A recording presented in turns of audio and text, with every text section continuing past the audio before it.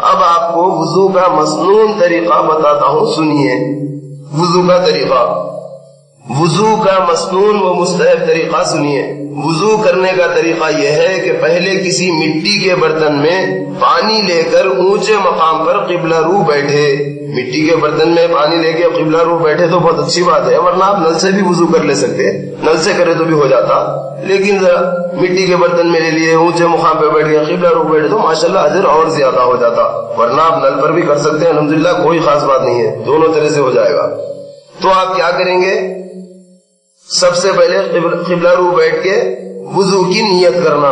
تو وضو کی نیت کیسے؟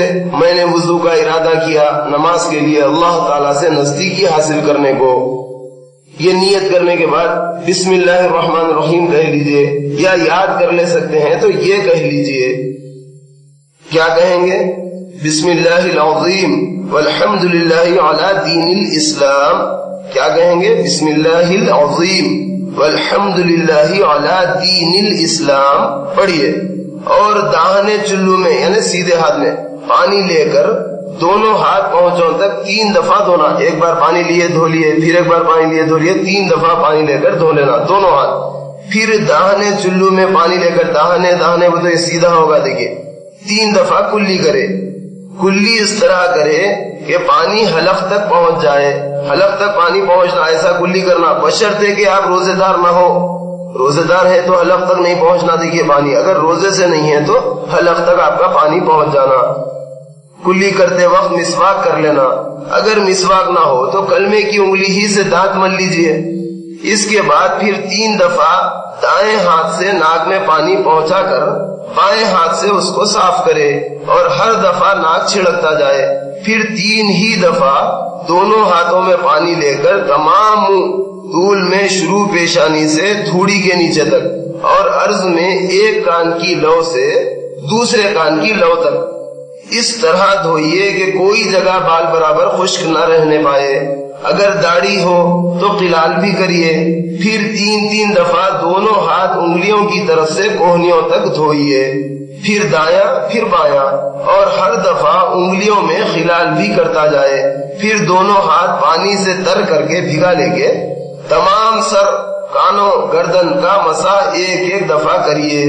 اب مسح کی ترکیب دیکھ لیجئے، مسح کی ترکیب یہ ہے کہ دونوں ہاتھ پانی سے تر کر کے انگوٹھے اور کلمے کی انگلی کے سوا، انگوٹھے اور کلمے کی انگلی دونوں انگلیاں چھوٹے کرنا، ادھر دو، انگوٹھے اور کلمے کی انگلی کے سوا 3 انگلیاں میں ہتھیلیوں کے سر کے آگے کے حصے پر رکھ کر پیچھے گدی تک لے جائے، اور پھر پیچھے سے آگے لے آئے، اس کے بعد کانوں کا مسح کر لے، اس طرح کہ کلمے کی انگلی تو کان کے اندرونی حصے پر پھرے، کلمے کی انگلی تو کان کے اندرونی حصے پر پھرے، اور انگوٹھا کان کے باہر گھومے، پھر انگلیوں کی پشت سے، یعنی یہ انگلیوں کے جو پچھا ہوا ہے نا پچھلا حصہ، پشت سے گردن کا مسح کر لے۔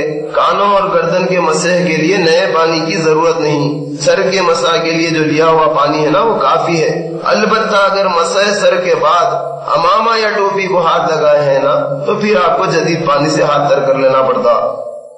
جیسے ہی آپ کا مسح ختم ہو گیا پھر دونوں پاؤں ٹخنوں سمیت 3 دفعہ مل کر دھوئیے، پہلے دایاں پھر بایاں، لیکن دونوں پاؤں بائیں ہاتھ سے ہی دھونا۔ دیکھیے بعض لوگ بایاں پہلے تو سیدھے ہاتھ سے سیدھا ہے تو بائیں سے، ایسا نہیں، سیدھا ہو یا بایاں دونوں کو بھی آپ بائیں ہاتھ سے دھوئیں گے، اور ہر دفعہ انگلیوں میں خلال کرنا۔ بس وضو ہو چکا، ختم وضو کے ساتھ ہی اب آپ کیا کریں گے؟ آسمان کی طرف منہ کر کے کلمہ شہادت پڑھ دیجئے، اشہد ان لا الہ الا اللہ وحدہ لا شریک لہ واشہد ان محمدا عبدہ ورسولہ، یہ پڑھ دیا، ماشاء اللہ۔ اب آپ کا وضو بھی ہو چکا، الحمدللہ۔ پہلے اس خادم نے آپ کو غسل کا طریقہ سنایا، پھر اب وضو کا طریقہ سنایا، اب آپ کو نماز پڑھنا ہوگا۔ آپ نماز پڑھنا چاہتے ہیں تو جگہ کا بھی پاک ہونا ضروری ہے، آپ کسی صاف مقام پر نماز کے لیے جگہ رکھیں۔ سب سے پہلے آپ نماز کے لیے مسجد سے اذان کا انتظار کر لینا، مگر میرے بھائی صاحب جماعت سے نماز پڑھنے کی کوشش کیجئے، جہاں تک ہو سکے جماعت سے نماز پڑھنا۔ 27 درجے زیادہ ثواب ہے. دیکھیے اگر کسی وجہ سے جماعت سے نماز نہیں پڑھ رہے ہیں تو گھر میں، دکان میں، جہاں بھی آپ رہیں ضرور نماز پڑھنا، نماز نہیں چھوڑنا. گھر میں بھی ماحول بنائے رکھیے، سب لوگ نماز پڑھتے رہیں، بیوی بچوں کو سب کو نماز پڑھانا. اگر آپ نماز پڑھیں گے تو بیوی بچے بھی نماز پڑھیں گے. نہیں، آپ خود نہیں پڑھتے تو وہ لوگ کہاں پڑھیں گے؟ بیوی بچوں کو بھی پڑھائیں.